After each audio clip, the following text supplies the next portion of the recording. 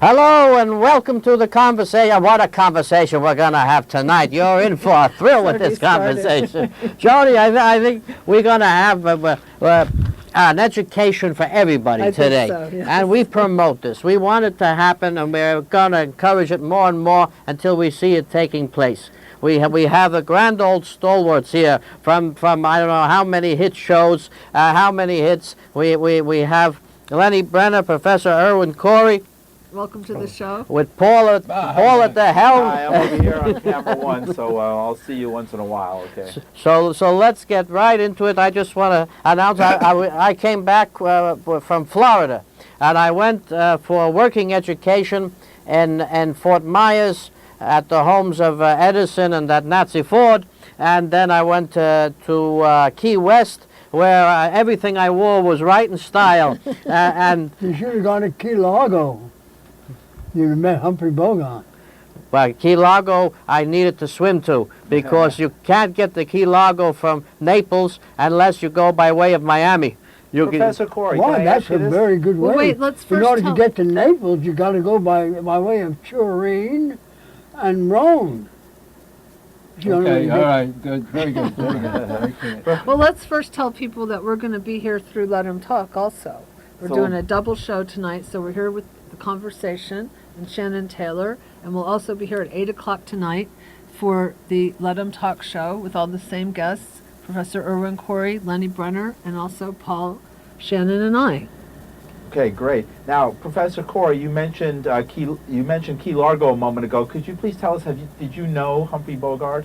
I mean, or what do you think of him? What did you think of him as an actor? I as a mentioned man? what?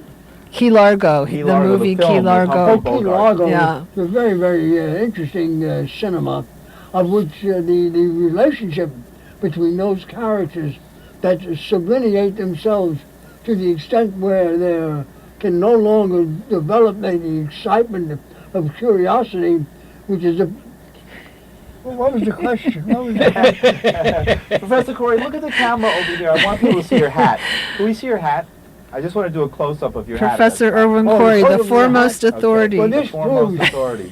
Right. that we think that the possibility that Peter Jennings might have been the result of foul play, since all of a sudden he'd contracted sorry. cancer when he was perfectly healthy, and he had an interview, and he also had information which doubted the veracity of the 9/11 report. I just want to state at the outset that these opinions do not reflect blacks and Jews in conversation. I had nothing to do with it. For once, I am a saint. For once. Professor Corey, turn to the camera so we can see your hat. I just wanted to have folks have an opportunity Look to see here your at hat. camera Well, one. 9/11. Camera over there. It Yeah. so happens that at the BBC broadcast on 10 o'clock, which is 5 o'clock New York time, the announcement was Irwin, building number face 7 has just collapsed.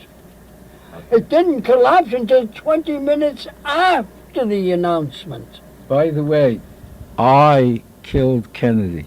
Ask me how I got away with it. How did you get Which away one? with it? Because I did it with my little bow and arrow, and everybody's still looking for the smoking gun. That's all. And I knew it, you know.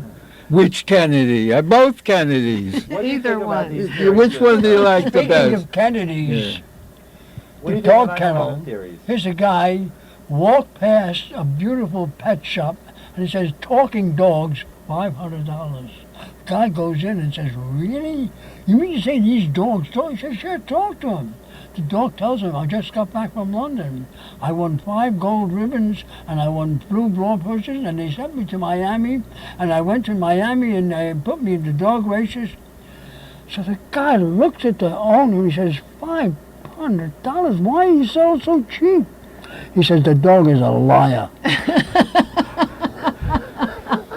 We should give a little biography of our guests, so for those few who do not know, that Lenni is a distinguished author with more than 5 books to his credit. Professor Corey has performed in I don't know how many comedies and movies over many, almost a century, and including the most recent Sly Fox by Larry Gelbart, and is a stand-up comic of his own genre. the original creator of double talk. I've been accused of double talk, but it's not true. And he's the foremost authority. I talk double talk and fast forward, so there. But let's also mention that Lenni Brenner is the author of several very interesting books, including The Lesser Evil about the Democratic Party, a very fascinating book, Lenni, and also some books. Zionism in the Age of Dictators is key, but you've written some other ones and done research. And let me get it right. You're claiming in these books that there is a direct connection between the early purveyors of Zionism and the later Nazi regime in Germany during World War II. Is that true, or did I get it right? Well, yes, that's true. In fact, I take it a step further. The ruling party in Israel today, the Likud party, Bibi Netanyahu's party, they call themselves, their name for themselves is the Union of Zionist Revisionists, okay? They had 135 cadets at Mussolini's Naval Academy during the Ethiopian War, and at least 35 of them, maybe more, joined the Italian Fascist Party's university student youth, okay? And they marched in Italy's Ethiopian War victory parades, okay? And one of them later, Yitzhak Shamir, let's take it a step further. Abraham Stern and Yitzhak Shamir, Shamir was a follower of Stern. They sent a messenger to Beirut, to a Nazi ambassador there, and offered to go to war on Adolf Hitler's side. Now, to top this off, Shamir, Yitzhak Shamir, later became, in 1983, Prime Minister of Israel. All right, by accident. I happened to be in Jerusalem at the time. Okay, and I was on my way to London to speak on